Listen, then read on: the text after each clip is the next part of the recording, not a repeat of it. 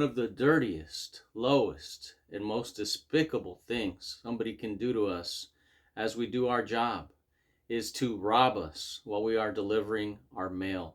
And I am very sorry to hear of the terrible loss many of you have endured that have gone through this or that know somebody that has gone through this.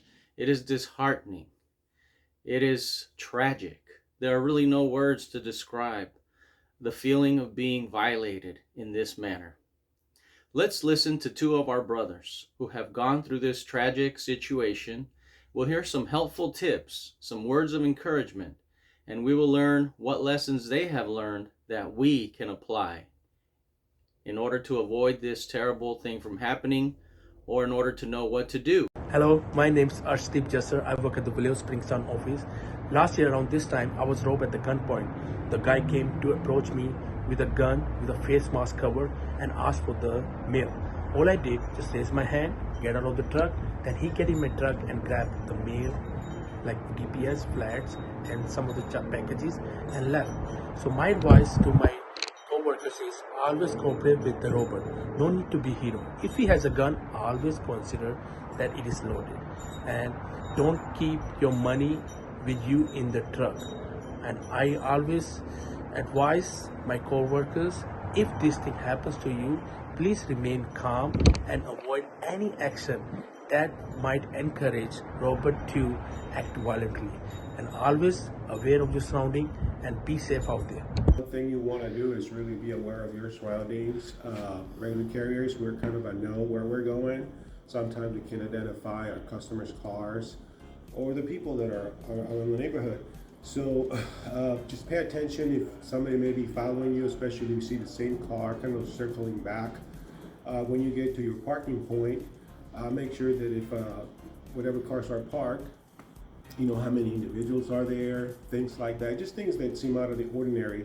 Now, if they surprise you like they did to me, don't fight them. Just give up whatever they want and just, walk back or walk away from them. Let them have what they're asking you to. There's no need for you to expose yourself to any danger. You got to keep in mind, management don't care. They're not going to help you with the process. You're going to be on your own, and sometimes may look for ways to kind of write you up. Okay, call the police, call the supervisors, and whomever you need to call. But be safe. The most important thing is your safety. You want to make sure that you're safe. So give up whatever and walk away from it. What would you say about carrying a lot of extra cash, electronics? Yeah, carry the minimum on you, really. You don't need your wallet. You need, if you want to carry your badge, but carry the minimum. Okay, your dog spray, your satchel, all of that stuff, valuables, just leave them in the vehicle or in your locker. You don't need them, really, you don't need them. You need the phone, okay, you can always get the phone, but just leave everything of value either in your vehicle or in your locker. And do you find it affected you in any way? Yes, it did, because now I find myself kind of, looking over my back whenever I hear a car approaching, whenever customers approach me. I feel like, I may be attacked again, so it's one of those, we call it PTSD, but those are, my symptoms right now. It's getting better, but yeah, it could be pretty scary, especially after the fact, because it could have gone way worse for me. Thank you so much for your help. This is going to be invaluable. Hopefully it'll help, our brothers and sisters out there. Be safe. Thank you very thank much, You're welcome. Brother Efren and Brother Jassar. Being robbed is a traumatic event that can have long-lasting psychological effects on you. The experience of having somebody violate your personal space, take something from you without your consent or by force, can leave you feeling vulnerable, violated, and afraid. It can lead to depression, anger, frustration, guilt, self-blame, and even PTSD. And my heart goes out to you, brothers and sisters, that know somebody or that have personally endured this tragic situation. What should you do if you have been robbed? It is important to seek help. Talking to a therapist or counselor can be a helpful way to process the emotions that come along with being a victim of robbery. Additionally, taking steps to increase your sense of safety and security are very important as well. Now, what does this mean in the Postal Service? Well, it's going to mean filing a CA1 claim, an application to the Department of Labor for benefits related to your psychological or emotional injury. Emotional injuries resulting from a robbery or assault can have, and often do have, long-lasting effects that are worse than any physical injury could ever bring. I suggest you file your claim electronically at www.ecomp.dol.gov. You will still, however, require a CA16 form, which you can only obtain from management. Now, for this form, you are going to need the name of the doctor, the name of the practice, and their address and contact information. This form will ensure that your doctor of choice will treat you, will see you, and give you the best medical care, as it is an authorization for examination and or treatment from the Postal Service, which ensures payment to the healthcare provider. Now, once you file your CA1, either electronically or on paper, you are also eligible for continuation of pay. That is uninterrupted pay for 45 days from your date of injury, which does not come out of your own sick leave or annual leave balances. It is a benefit payable to you from the Postal Service.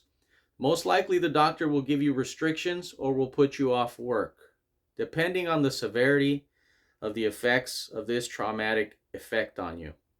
Many times the Postal Service will not accommodate your restrictions, such as no outdoor delivery for a period of time.